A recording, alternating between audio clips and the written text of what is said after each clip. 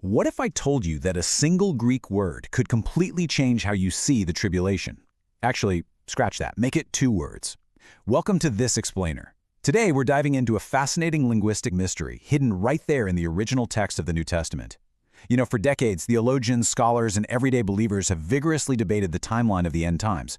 But a massive chunk of that debate hinges on a fundamental misunderstanding of one central concept, and that is divine wrath. It turns out, when the Bible talks about wrath, it's not just throwing around one blanket idea.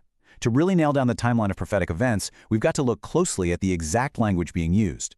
Because in the New Testament, wrath is actually expressed through 2 very distinct concepts that we absolutely need to unpack today. Those words are orge and themos. When we're just reading the standard English translation of the Bible, both of these words usually just get translated simply as wrath or anger.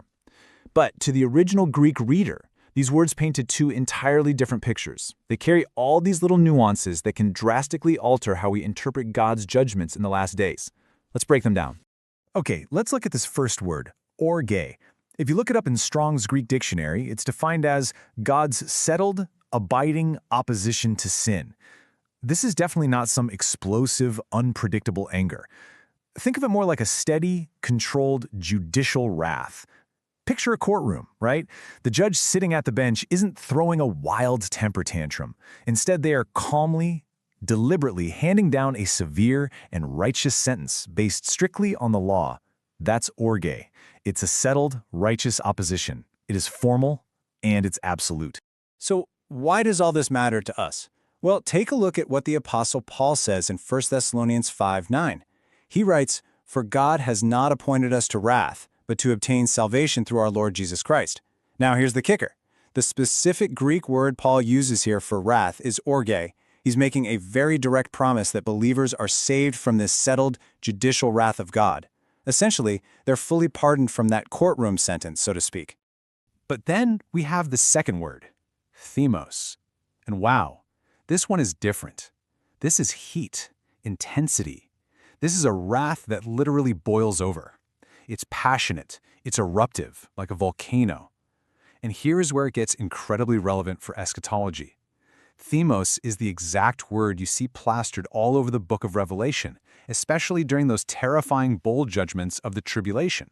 It's describing this climactic, explosive outpouring of divine anger upon a totally rebellious world. So now, the question staring us in the face is pretty obvious. Are these 2 entirely different kinds of wrath? This brings us to a really fascinating theological loophole that some interpreters like to use. They argue that, okay, maybe believers are indeed saved from the judicial courtroom sentence, the orge, just like Paul promised. But, they suggest, that doesn't necessarily mean believers get a free pass from experiencing the eruptive, chaotic thymos, the outbursts happening down on earth during the tribulation. And honestly, at first glance, parsing the words out like that sounds pretty convincing, right? But there's a massive problem with that theory, and honestly, a pretty huge textual twist. What's super interesting is how the book of Revelation actually handles these 2 words together. Take a look at Revelation 19:15. It says, "the fury, themos, of the wrath, orge, of God Almighty." Notice what's happening there. The text doesn't separate these 2 words. It doesn't treat them like 2 different phases or totally separate categories. It actually stacks them together, side by side, in the exact same moment. Both words, completely unified. As scholars who spend their lives studying these ancient manuscripts point out, what we're looking at here is not distinction, it's intensification. The phrasing isn't describing 2 different judgments, where you might get saved from one but get hit by the other. Rather, it's one unified, intensely magnified expression of divine justice. The tribulation isn't just an emotional, passionate wrath, and it isn't just a calm, judicial wrath either. It's the absolute fullness and extremity of both, completely aligned and poured out all at once. So here's the absolutely crucial point. If God's wrath in the end is unified, if orge and thymos merge into one singular, terrifying event, why would his promise of deliverance to believers only be partial? Think about it. If Paul promises deliverance from the wrath to come, and Revelation describes that exact wrath using both terms stacked on top of each other, many argue the simplest, most logical reading is that believers just aren't appointed to any of it, which naturally brings us to the big question of how that deliverance actually happens. And that introduces the whole concept of the rapture. The word itself comes from the Latin raptus, which was used to translate the Greek word harpazo that we find in 1 Thessalonians 4. It literally means to be suddenly caught up or snatched away by force. Pre-tribulational interpreters lean really heavily on this framework. They make the case that because believers are totally delivered from that unified wrath we just talked about, the church absolutely has to be removed from the earth before the tribulation even kicks off. The textual data tracking the word church, or ekklesia in Greek, actually maps out that exact pre-tribulational argument brilliantly. In the first 3 chapters of Revelation, the word church is everywhere. It's the central focus. But the very second the seal, trumpet, and bowl judgments begin, spanning chapters 6 right through 18, the word church completely vanishes from the earthly narrative. Literally, nowhere to be found. For many scholars, this textual silence is deafening. They see it as primary evidence that the church has already been removed from the scene. So, if the church is totally absent during those chapters, who exactly is left on earth? What is the actual focus of all these judgments? Well, this is where the narrative shifts dramatically to what the prophet Jeremiah calls the time of Jacob's trouble, found in Jeremiah 37.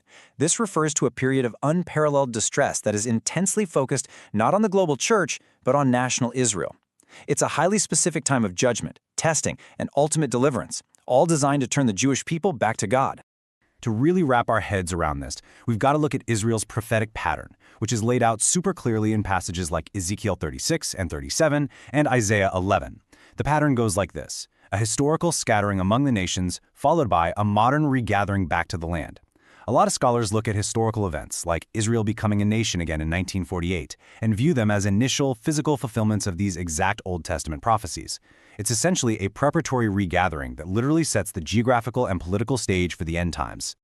This historical context becomes totally vital when we hit one of the biggest debates in all of eschatology, identifying the elect in Matthew 24. When Jesus says he's going to gather his elect after the tribulation, who is he actually talking about?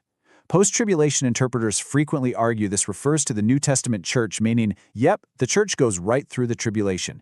However, dispensational scholars are quick to point out that in the Old Testament, like in Isaiah 45:4, the elect explicitly refers to Israel's remnant.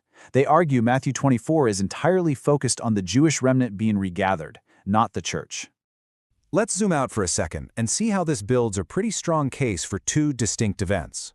On one side, you have the rapture, as described in Thessalonians, an imminent, sudden, totally signless catching up of believers that could happen, well, at any moment. But on the other side, you have the second coming, detailed in Matthew 24 and Revelation, a highly visible, sign-heavy, global return of Christ that happens exactly at the very end of the tribulation. Pre-trib scholars argue that trying to mash these 2 vastly different descriptions into a single event just fundamentally contradicts the text. Because when the second coming actually does happen, it's a dramatic, cosmic shift. Revelation 19 describes the moment heaven literally opens. Christ returns not as the suffering servant who came in the first century, but as a conquering king riding a white horse. He comes to judge the nations, wage war in righteousness, and rule with a rod of iron. This is the exact moment that unified wrath of Orge and Thymus reaches its ultimate, global conclusion upon a totally rebellious world.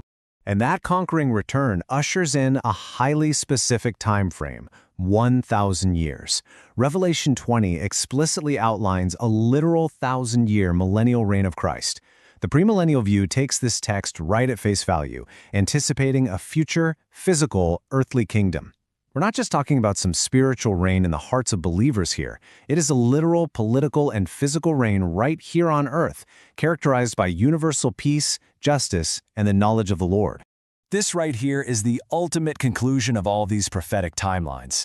As 2 Peter 3:13 promises, we are actively looking forward to new heavens and a new earth, a completely new world where righteousness doesn't just come to visit, it dwells and it reigns. It's an earthly kingdom where God's perfect justice is finally no longer resisted by humanity. It really is the total restoration of the kingdom that all of Scripture has been marching toward ever since the fall back in Genesis.